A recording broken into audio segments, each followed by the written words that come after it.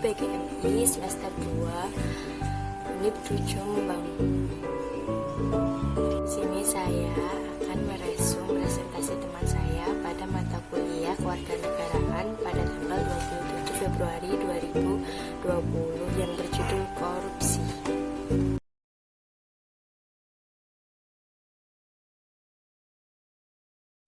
Apa sih korupsi itu? Korupsi adalah suatu perbuatan yang buruk seperti penggelapan uang, penerimaan sogok, dan sebagainya dengan tujuan memperkaya diri sendiri ataupun orang lain yang mengakibatkan kerugian pada suatu negara.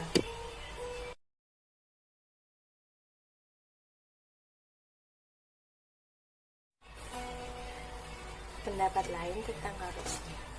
Menurut Undang-Undang Nomor 31 Tahun 1999 tentang pemberantasan tindak pidana korupsi mengartikan bahwa korupsi adalah setiap orang yang dikategorikan melawan hukum, melakukan perbuatan memperkaya diri sendiri, menguntungkan diri sendiri ataupun orang lain, atau suatu korporasi menyalahgunakan kewenangan maupun kesempatan atau sarana yang ada padanya karena jabatan atau kedudukan yang dapat merugikan keuangan negara atau perekonomian negara.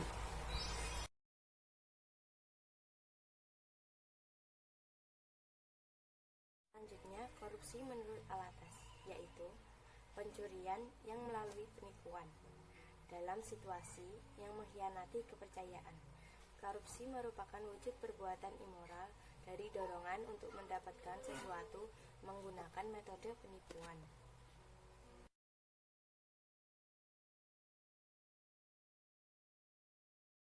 Kemudian, menurut Bank Dunia, korupsi adalah pemanfaatan kekuasaan untuk mendapat keuntungan pribadi.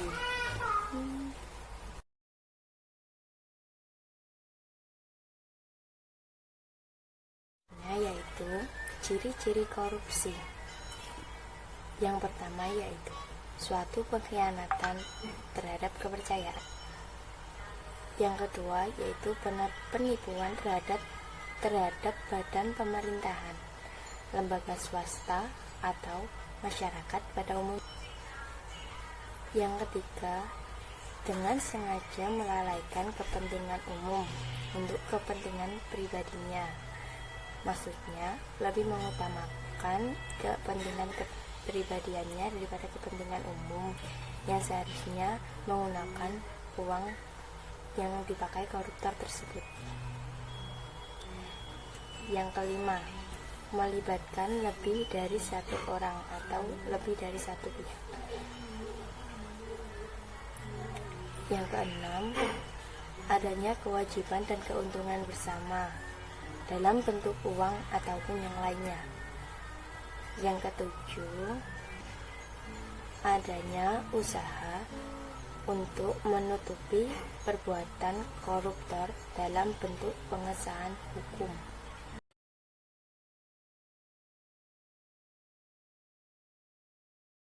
Itu tipe-tipe korupsi. Yang pertama, ada korupsi transaktif, yaitu menunjukkan kepada adanya kesepakatan timbal balik antara pihak pemberi dan pihak penerima ataupun koruptor demi keuntungan kedua belah pihak dengan aktif diusahakan tercapainya keuntungan itu oleh keduanya. Jadi keuntungannya itu untuk dua orang, bukan untuk seseorang saja. Yang kedua yaitu korupsi yang memeras atau disebut extortive corruption, adalah jenis korupsi di mana pihak pemberi dipaksa untuk menyuap guna mencegah kerugian yang sedang mengancam dirinya, kepentingan atau orang dan hal-hal yang dihargainya. Korupsi intensif atau intensive corruption adalah pemberian barang atau jasa tanpa ada pertalian langsung dari keuangan tertentu selain keuntungan yang dibayangkan akan diperoleh di masa yang akan datang.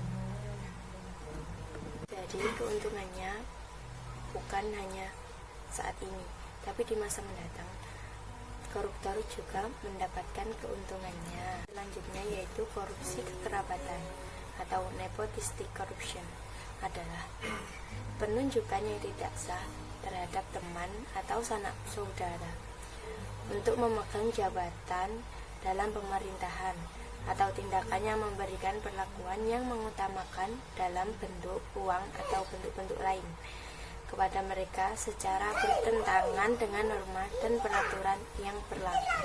Kemudian yaitu korupsi definitif adalah perilaku korban korupsi dengan pemerasan. Korupsinya adalah dalam rangka mempertahankan diri. Jadi itu untuk mempertahankan dirinya. Kemudian korupsi autogenic corruption, yaitu korupsi yang dilaksanakan seorang diri. Jadi mereka korupsi itu dengan rahasianya diri sendiri, tidak perlu adanya orang lain atau pihak kedua. Terakhir adalah korupsi dukungan atau supportive corruption, yaitu korupsi tidak secara langsung menyangkut uang atau imbalan langsung dalam bentuk lain. Jadi korupsi ini tidak harus berupa uang.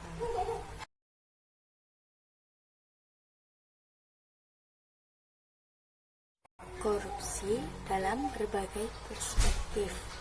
Yang pertama, dalam perspektif ajaran Islam itu termasuk dosa besar, termasuk perbuatan fasad atau perbuatan yang merusak kemaslahatan, kemanfaatan hidup dan tatanan hidup.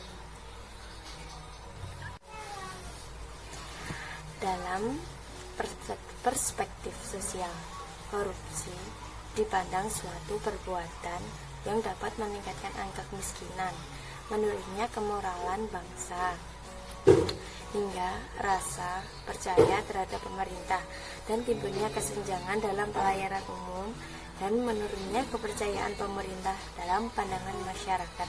Dalam perspektif budaya, korupsi dipandang suatu perbuatan yang akan membentuk pandangan yang buruk terhadap reputasi negara dan secara perlahan akan memutuskan budaya luhur bangsa. Kemudian dalam perspektif ekonomi akan berdampak pada pembangunan infrastruktur yang tidak merata, tidak sesuai dengan yang dianggarkan sebelumnya.